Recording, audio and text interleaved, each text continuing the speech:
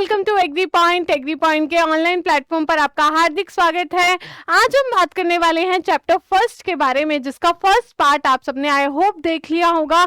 उसके second part के बारे में कि आगे का जो नेक्स्ट टॉपिक है वो क्या है। तो आज हम पढ़ेंगे बेटा सॉइल इरोजन के बारे में, मृदा क्षरण के बारे में। सबसे पहले मैं यहाँ पर बात करूं, मृदा क्षरण जो है, सॉइल इरोजन जो है वो होता क्या है। भौतिक रूप से मिट्टी के कणों का अपने स्थान से हटने की क्रिया क्या कहलाती है? मृदा क्षरण कहलाती है। इसका मतलब क्या होता है? जब मिट्टी एक जगह से दूसरी जगह पे चली जाती है, मृदा का एक जगह से दूसरी जगह पर चले जाना मृदा का कटाव कहलाता है, मृदा क्षरण कहलाता है। सीधी सीधी भाषा में अगर हम बात करें तो मृदा का कटाव मृदा क्षरण होता है। तो सबसे पहले यहां पर आपको देखने को मिलता है ये दो तरह का होता है।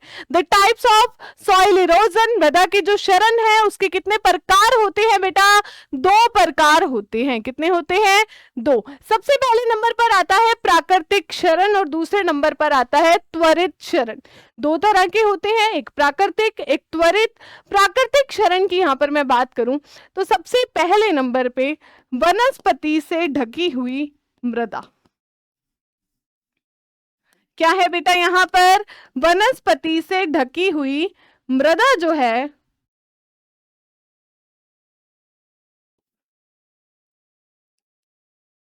अब मान लो कि ऐसी मृदा जिसके ऊपर वनस्पति है, तो वहां पर मृदा का जो क्षरण है, वहां पर मिट्टी एक जगह से जो दूसरी जगह पर जानी थी वो बहुत ही धीरे धीरे जाएगी, क्योंकि उसके ऊपर क्या है? कवरिंग है ना, ऊपर से हमने कवर किया हुआ है, उसके ऊपर क्या है? वनस्पति है। तो वनस्पति से ढकी हुई मृदा में हवा तथा पानी से या प्राकृतिक रूप से जो मिट्टी का कटाव होता है उसे क्या कहते हैं बेटा? प्राकृतिक क्षरण कहते हैं। प्राकृतिक क्षरण का मतलब क्या है? वनस्पति से ढकी हुई मृदा में प्राकृतिक रूप से जो मृदा का कटाव होता है उसे क्या बोलते हैं? प्राकृतिक क्षरण कहते हैं। इसमें ह्यूमन इंटरफेरेंस नहीं है, इसमें आपकी वजह से कुछ भी नहीं हुआ है, ना तो आपकी वजह से कुछ हुआ है ना मेरी वजह से कुछ हुआ है, ये नेचुरल तरीके से है। इसकी जो गति होती है वो बहुत ही धीमी होती है। ऐसा क्षरण जो बहुत धीरे धीरे होता है, ऐसा जो हम बात करें मृदा क्षरण जो है बहुत धीरे धीरे होता है। कौन सा है बेटा? प्राकृतिक क्षरण यहाँ पर है। सेकंड नंबर पे है त्वरित क्षरण। त्वरित क्षरण का मतलब क्या है? एक्रीलेटेड इरोजन। पशुओं की चराई, वनों की कटाई द्वारा तेजी से होने वाला विनाशकारी क्षरण। तो बेटा यहाँ पर त्वरित क्षरण का मतलब है कि जब एक ऐसी जगह जहां पर पशुओं के द्वारा चराई करवाई गई, पशुओं को चराया गया या फिर वनों की वहां से कटाई कर दी गई, यानी कि वहां से वेजिटेशन को, वहां से वनस्पति को हटा दिया गया। अभी हमने पढ़ा प्राकृतिक क्षरण में, क्या पढ़ा? प्राकृतिक क्षरण क्या होता है? जिसमें वनस्पति होती है। लेकिन वहीं पर बात करें त्वरित क्षरण के बारे में, जिसमें वनस्पति से ढकी हुई मृदा नहीं होती है। तो पशुओं की चराई तथा वनों की कटाई द्वारा तेजी से होने वाला विनाशकारी जो क्षरण है वो कौन सा है? वो होता है त्वरित क्षरण। मैंने अभी आपको इसमें बोला था बेटा इसमें हमारा आपका कोई गलती नहीं है।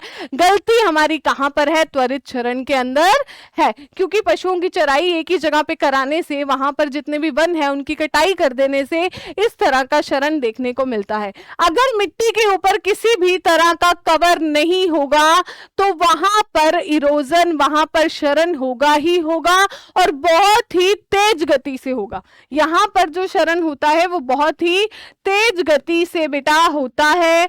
दूसरी बात यहां पर जो इंपॉर्टेंट है ये वाली तेज गति वाली, क्योंकि ऊपर कवर नहीं है किसी भी तरह का। अब मिट्टी एक जगह से दूसरी जगह पे जाएगी, बारिश आएगी, हवाएं चलेंगी तेज, तो ये चीज हमें देखने को मिलेगी। तो दो तरह का इरोजन होता है। सबसे पहले प्राकृतिक क्षरण, दूसरे नंबर पे त्वरित क्षरण। प्राकृतिक क्षरण वो होता है जिसमें मिट्टी जो है वनस्पति से ढकी होती है, और त्वरित क्षरण वो होता है जिसमें मिट्टी वनस्पति से ढकी हुई नहीं होती है। ये जो है धीमी गति से होता है और त्वरित क्षरण जो है तेज गति से होता है।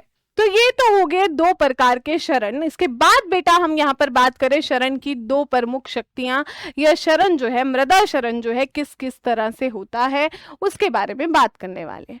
सबसे पहले यहाँ पर दिया गया है जल। जल द्वारा जो क्षरण होता है। दूसरे नंबर पे है वायु।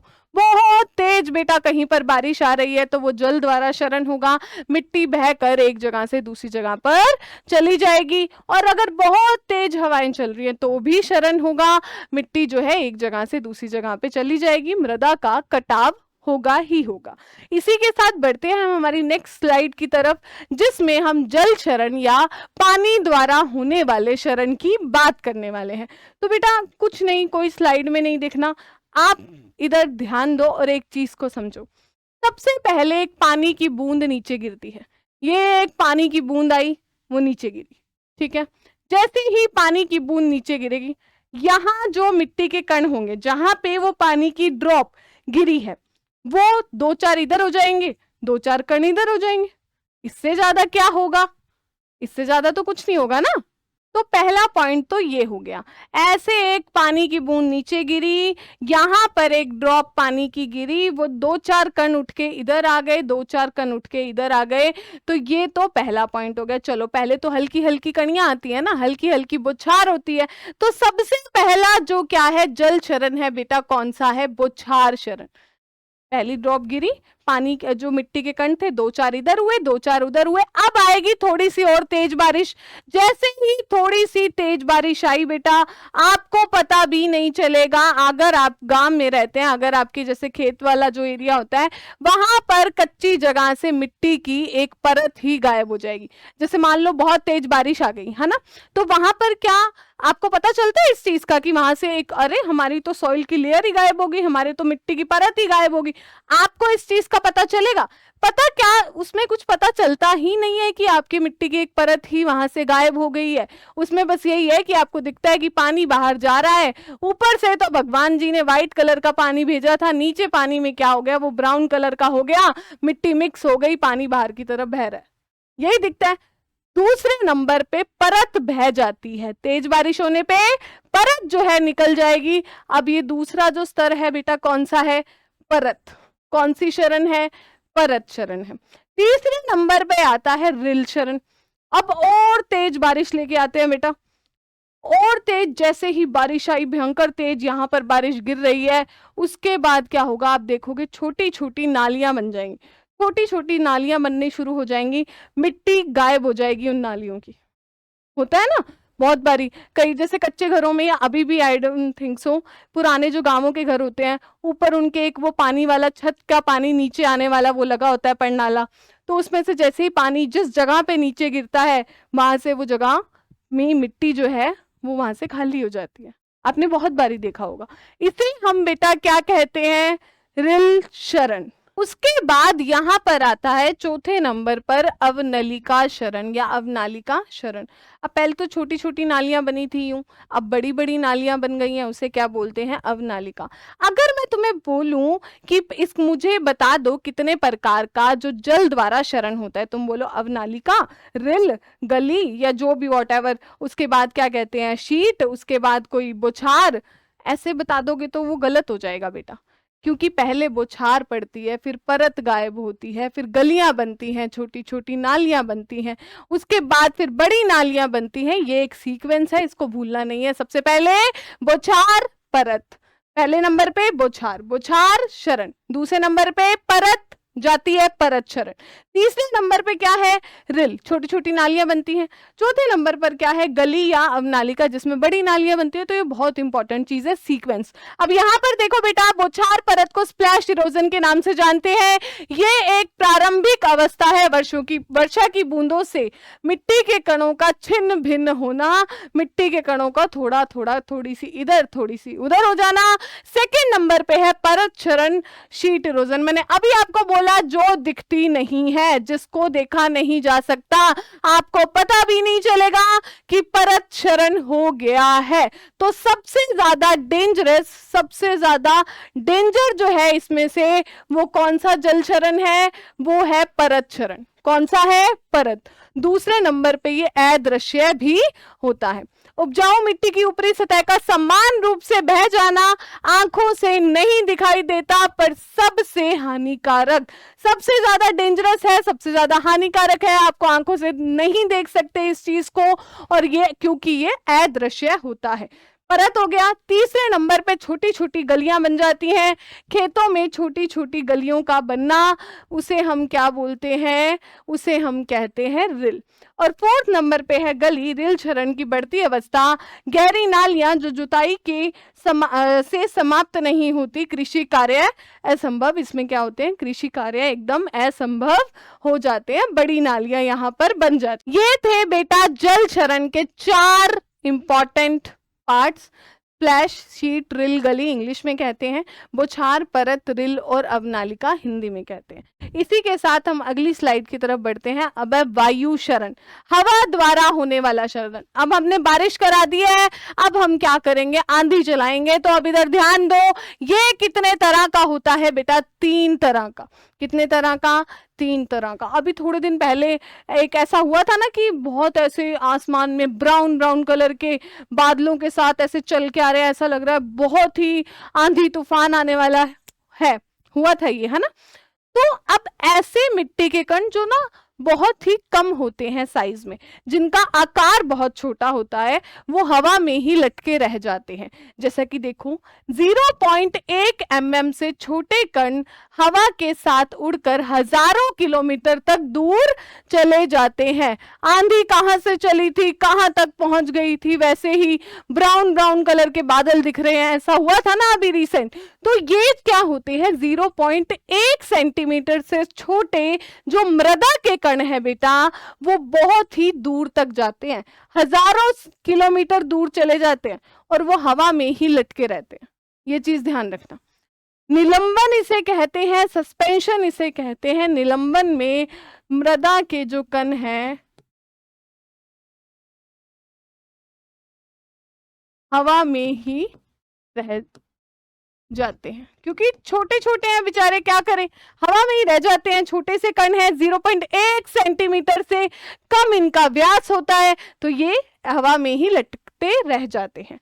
दूसरे नंबर पे बेटा यहाँ पर आता है उछलन। उछलन जो होता है कुल वायु क्षरण का 50 से 75% भाग। सबसे ज्यादा जो बेटा क्षरण होता है, वायु द्वारा क्षरण जो सबसे ज्यादा होता है वायु क्षरण के अंदर, वो किससे होता है, उछलन से होता है, साल्टेशन से होता है। इसमें जो कणों का आकार है वो 0.1 से 0.5 होता है। इसमें कितना था, 0.1 mm से कम, इसमें कितना है, 0.1 से 0.5 mm होता है। और सबसे ज्यादा जो वायु द्वारा क्षरण होता है बेटा, उछलन से होता है, कितने प्रतिशत, 50 से 75%।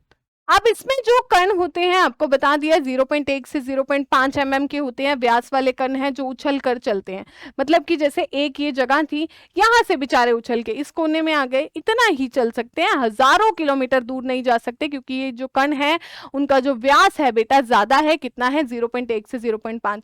अब याद करो दोबारा से, अभी हमने पढ़ा था निलंबन जो होता है उसमें कणों का आकार कितना होता है, 0.1 सेंटीमीटर नहीं, मैंने पहले भी शायद मुझे लगता है सेंटीमीटर बोल दिया, उसके लिए सो सॉरी, 0.1 mm से कम, पहली चीज। दूसरे नंबर पर उछलन, साल्टेशन, जिसमें जो कणों का आकार है वो कितना होता है बेटा, 0.1 से 0.5 mm तक होता है। थर्ड नंबर पे आते हैं अब सतह स्पंद। अब पहले तो जो थे वो हवा में लटक रहे थे, दूसरे नंबर पे वो इधर से उठ के इधर आ गए बेचारे। अब तीसरे नंबर पे जो उड़ के तो नहीं जा सकते हैं, वो रेंग रेंग के जाएंगे। सतह स्पंद, स्पंद का मतलब होता है क्रीपर, क्रीपर का मतलब होता है रेंग कर जाने वाला। ठीक है, तो बेटा यहाँ पर इन कणों का आकार 0.5 mm से भी ज्यादा होता है। अधिक मोटे व भारी कण जो है इसके हमें देखने को मिलते हैं। हवा के दबाव से जमीन की सतह पर रेंगकर या लुढ़क कर चलते हैं। अभी मैंने आपको बता दिया ये। तो ये क्या है बेटा, यहाँ पर सबसे इंपॉर्टेंट चीज है, दोबारा से याद करेंगे। सबसे पहले है निलंबन, निलंबन के बाद आता है क्या, उछलन, तीसरे नंबर पे सतह स्पंद। निलंबन जो होता है बेटा 0.1 mm से कम, इसमें मिट्टी के कणों का आकार रहता है। उछलन जो होता है 0.1 mm से 0.5 mm तक इसका क्या है, कणों का आकार रहता है। 50 से 75% जो वायु क्षरण है किससे होता है, किससे होता है बेटा, उछलन से होता है। तीसरे नंबर पे यहाँ पे कौन आ गया है, सतह पर्ण आ गया है, जो रेंग कर जाते हैं, जो उड़कर नहीं जाते हैं एक जगह से, जो रेंग कर जाते हैं। तो अब ये इनका जो कणों का आकार हो क्या होगा, थोड़ा साइज में ये बड़े होंगे, 0.5 mm से ज्यादा होते हैं। तो ये 3 तरह का वायु क्षरण होता है, आपको याद रखना है कणों के आकार। और उसके बाद सबसे ज्यादा वाला पॉइंट जो है 50 से 75% भाग वाला, वो भी बेटा यहाँ पर याद रखना है, जो कि बहुत इंपॉर्टेंट है। इसी के साथ बढ़ते हैं हम हमारी अगली स्लाइड की तरफ। नेक्स्ट नंबर पे बेटा हम बात करने वाले हैं कि भूमि को बचाना कैसे है, मृदा को किस तरह से संरक्षित करना है। अब आपने तो यहाँ पर सबसे पहले है समोच्च खेती, कंटूर फार्मिंग या ढलान के विपरीत बुआई। जब भी किसी जगह पर ढलान होती है, वहां पर अगर आप उसके विपरीत बुआई करते हैं तो बेटा वहां पर क्या हो जाता है, मिट्टी को बचाया जा सकता है। सेकेंड नंबर पर है पलवार मल्चिंग का प्रयोग करना। मल्चिंग क्या होती है, खेतों को घास या पौधों से ढकना। बेसिकली आप आजकल प्लास्टिक मल्चिंग करते हैं, अलग अलग तरह की मल्चिंग आती है। खेत में जो भूसा बच गया था उससे आपने जमीन को ढक दिया, आपने जमीन को ढक दिया, मृदा क्षरण नहीं होगा। आंधी तूफान बारिश कुछ भी आ जाए बेटा, मृदा एक जगह से दूसरी जगह पे नहीं जाएगी या बहुत कम जाएगी, एवरेज नहीं होता है। उसके बाद है फसल चक्र, बदल बदल के बेटा फसलें लगाते रहोगे तो उससे भी क्या होगा, मृदा क्षरण कम होगा। इस चीज का आपको ध्यान यहाँ पर रखना है। उसके बाद आता है पट्टियों में बुआई। बुआई जब करते हो पट्टियों में बुआई करनी है। नेक्स्ट नंबर पे है वृक्षारोपण। देखो पेड़ काटने की वजह से भी बहुत ज्यादा मृदा क्षरण हमें देखने को मिल रहा है। नए नए सुंदर सुंदर प्यारे प्यारे पेड़ लगाते रहो, उससे भी क्या होगा बेटा, इसको कंट्रोल किया जा सकता है। जैसे कि खेजड़ी, शीशम, बबूल, ये कुछ क्या है, बहुत अच्छे वृक्षारोपण के कुछ एग्जाम्पल हैं जो आपको ध्यान रखने हैं। उसके बाद क्यारी या थाला बनाना, मतलब आपको सही तरीके से क्या है, खेत में एक परफॉर्मे को फॉलो करना है। अधो भूमि की गहरी जुताई, यहाँ पर सब सॉइलिंग करनी है। जैसे कई बार मिट्टी की परत जो है बेटा कठोर हो जाती है, बहुत ज्यादा हार्ड हो जाती है, तो उस मिट्टी की कठोर परत को तोड़ने के लिए हम क्या करते हैं, सब सॉइलिंग करते हैं। तो ये भी बहुत ज्यादा इंपॉर्टेंट है। कंटूर टेरेस और कंटूर खाई बनाना, ये रिलेटेबल है किससे, कंटूर फार्मिंग से। ये कंटूर जो है, जब भी हम इन चीजों का प्रयोग करते हैं, खाई बनाते हैं, टेरेस बनाते हैं, तो ये मृदा के कटाव को रोकता ही रोकता है, क्योंकि इनकी इस तरह से शेप बनाई जाती है सीढ़ियों की तरह।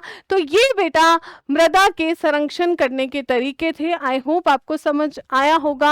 और अगर आप चाहते हैं ये जो हमारे द्वारा पढ़ाए गए नोट्स हैं, जो भी हम लिखते हैं आपको बताते हैं, वो कंटेंट आपको मिल जाए तो बेटा हमारे एग्री पॉइंट के ऐप पर जाकर आप फ्री ऑफ कॉस्ट इसे देख सकते हैं। ये सारा का सारा मटेरियल आपको वहां पर मिल जाएगा। और ऐसे ही बने रहिए एग्री पॉइंट के साथ। मिलते हैं नेक्स्ट क्लास में।